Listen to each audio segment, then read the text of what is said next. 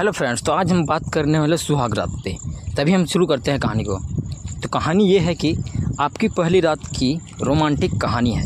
शादी की रात तो नीरस रही, पर एक बहुत अच्छा दोस्त दिन मुझे मिला जिससे मैं हर बात कर सकता था।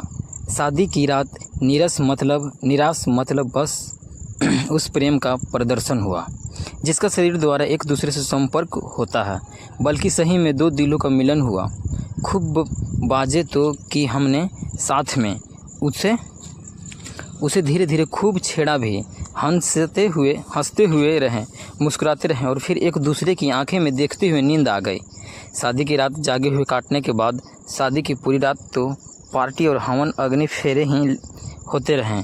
अब हम पहली अपनी पत्नी को लेकर घर आए, परंतु आराम पूरे दिन मिला नहीं।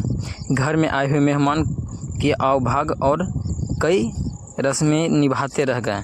शादी के बाद पहली रात के लिए घर वालों ने एक अच्छा होटल बुक कर दिया था। थकावट तो खैर ही थी ही।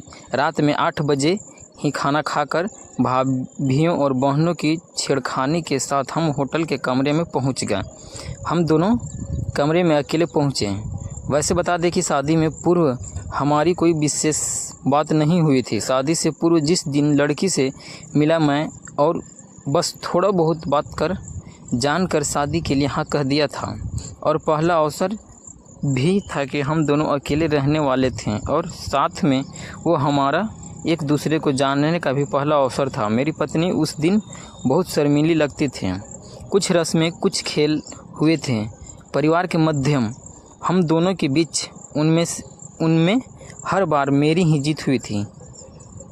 दौरान जितना मैंने जाना, कमरे में पहुंचते ही मैडम से कहा कि आप आराम करो और उसे बैठा कर भैया और भाभी को छोड़ने होटल से बाहर गया।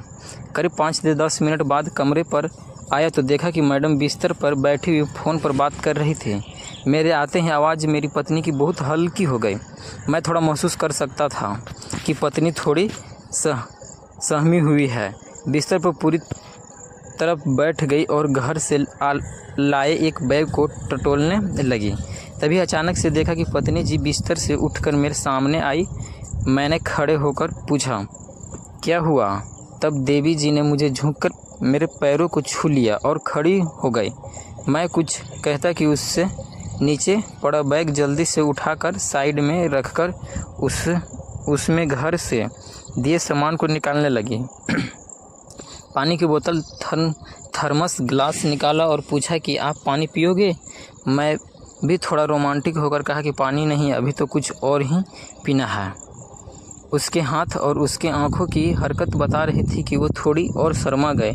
मेरी तरफ बिना देखे मैडम ने थर्मस से दूध ग्लास में भरा और उसे उठाया और बिना मेरी तरफ देखे हाथों से मेरी ओर कर दिया और कहा, लीजिए। मैं गिलास पकड़ा, पता कि उससे पहले ही गिलास फर्श पर गिर गया। अब वो और घबरा गई। मेरी तरफ देखकर सॉरी करके लगी। उसको घबराता देख मैं अधिकार से साथ अपनी बाहों में भर लिया और कहा, कोई बात नहीं मैडम। चुपचाप बाहों में कैद हो गई और धीरे धीरे से उसकी तरफ देखा तो आंसू की लाइन लग गई थी। मैंने उसे बिस्तर पर बिठाया और खुद उसका बैग के पास जाकर देखा कि कहीं कोई फूल मिल जाए। तो बैग की एक टूटा सा फूल था जिसे लेकर उसके सामने शाहरुख खान टाइप जैसे नीचे घुटने के बल बैठकर फूल उसकी तरफ किया और कहा कि मैं आपसे बहुत प्यार करता हूँ। उसने आंसुओं से भरी हुई आंखों से मेरी तरफ देखा। उसे हंसी के लिए मैंने एक और डायलॉग मारा कि बड़े बड़े देशों में ऐसी छोटी छोटी बातें होती रहती हैं। नेरिटी थोड़ी शाहरुख खान स्टाइल से। तब कुछ मुस्कुराए आई मैडम के चेहरे पर और वहीं ज़मीन पर बैठे बैठे पूछा कि पैर जल तो नहीं गया आपका? और मैं उसके पैर को पकड़ को देखने लगा कि कहीं गर्म दूध गिर गया हो वो नहीं करने लगे और ख़ुद मेरे हाथों को पैर से हटाने लगे। मैंने भी थोड़ा अधिकार से थोड़ा और हल्का गुस्सा दिखाते हुए कहा कि अब आप नखरे तो मुझे दिखाओ मत।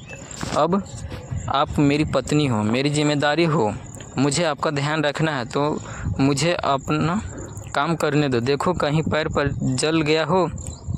ऐसा कहकर पैर से दूध की कुछ छींटें आ गई थी। उसे हाथ से ही साफ़ किया और देखा कि साड़ी भी बहुत सी छींटें थी। ये सब देखकर उसकी तरफ देखा तो पाया कि मैडम अपनी बड़ी बड़ी आंखें से मेरी तरफ चुपचाप निहार रही है। मैंने कहा कि साड़ी पूरी ख़राब हो गई है, इसे बदल लेना। उठकर मैंने जब बैग खोला और उसके रखे कपड़े को देखा तो साड़ी के साथ कुछ हॉट सी नाइटी थी। एक नाइटी उठाया और उसके बगल में बैठकर बोला कि उस ड्रेस को पहनने को कहा तो उसकी आंखें और झुक गए। जब बहुत देर तक नहीं उठी तो मैंने उसे अधिकार के साथ कहा कि चलो मैं ही आपको पहना देता हूँ और उसके साथ कंधे पर बैठे पल्लू को उठाया तो वो हड़बड़ा के उठी और धीरे धीरे मेरी लाई हुई ड्रेस को लेकर बाथरूम में चली गई। अब मैडम को हो गई काफ़ी देर, लगभग आधा घंटा। मैं भी इस आधे घंटे में नाइट ड्रेस पहनकर बैठ गया और उसके आने का इंतज़ार किया। फिर उसके बाथरूम का दरवाज़ा 3-4 बार खटखटाया और कोई आवाज़ नहीं आई तो मैं थोड़ी से देर में डर गया। उसको प्यार से जानू सोना बेबी कहकर प्यार का इजहार कर बोलने लगा कि क्या हुआ। तभी मैडम ने करीब 10 मिनट के बाद दरवाज़ा धीरे से मात्र खोला। मेरी जान में जान आई और मैं सीधे उसके सामने गया और पूछा कि क्या हुआ। उसके कांपते हाथों को देखा तो सीधे उसे कमरे में ले आया और फिर दोबारा घुटनों पर बैठकर उसके कांपते हाथों को होठों से छुआ, प्यार का इजहार किया और उससे अपने सख्त व्यवहार के लिए माफ़ी मांगी और उसकी आंखों में देखता रहा। मैडम पहले नज़र नीचे कर कहीं और देखती रही। फिर जब मुझे लगातार ऐसे ही बैठे देखने पर मेरी आंखों में देखकर अपने आंसू फिर गिरा दिए। मैं तुरंत उठा और सीने से लगा लिया और उसे चुपचाप बिस्तर पर ले जाकर बैठा दिया और पैर को हाथों से बिस्तर की तरफ कर लिटा दिया। कंबल उन्हें उड़ाया, तकिया लगाया, फिर उठ के पानी पिया और बगल में लेट गया। उसके हाथों से हाथ रखकर बहुत बातचीत की, जोक्स सुनाए। फिर कहीं जाकर मैडम हंसी। बस 1-2 घंटे बाद जाकर उसने अपनी कहानी सुनानी शुरू किया तो जाना मैडम ने बहुत बोलती है। शुरू में तो बहुत उत्साह के साथ उसकी बातें सुननी, पर जब बहुत देर उसकी बच्चों जैसी बातें सुनने के दोबारा हो गई तो मैडम बोली कि आपको मैंने बोर कर दिया है ना, सॉरी। मैंने कहा कि आज सुहागरात है हमारी और मेरी, जैसे प्यार से लड़के के सारी अपनी आपने तोड़ जो दिए, इसलिए थोड़ा नाराज़ हूँ आपसे। वो तुरंत शर्मा गई और बोली कि वो तो आपकी गलती है, मेरी नहीं। रात के 3 बजे मुझे ये शब्द सुनने को मिले। मैं तुरंत उठ के बैठ गया और बोला, अच्छा मेरी गलती है तो अभी गलती सुधार लेता हूँ, कहकर उसके चेहरे के पास आकर उसके माथे पर किस किया। तब जाना कि मैडम तो सच में मात्र शर्मीली और सीधी सरल अप्रवृत्त स्त्री नहीं है, बल्कि परिपक्व और मजबूत हृदय वाली स्त्री है, जो समय आने पर अपने प्रिय लोगों के लिए माँ की तरह प्रवाह करने वाली भी हो सकती है। किस उसके माथे पर करने पर वो अपने माथे से मेरी गालों का स्पर्श कर प्यार से वो कहती है कि मैं कौन सी भागी जा रही हूँ, आपकी हूँ सदैव। अभी आप सो जाओ, 3 बज रहे हैं। कल दिन में भी बहुत से काम आपको करने होंगे, बहुत से मेहमान हैं, कई लोग को विदा करना होगा। वैसे भी कल रात भी आपका नींद पूरी नहीं हुई होगी। आज मैंने आपको बहुत परेशान किया है ना, आप अभी सो जाओ। बस इस तरह कहानी का अंत हुआ और फिर उसकी आंखों को देखते हुए माथे से हाथ लिए मैं सो गया।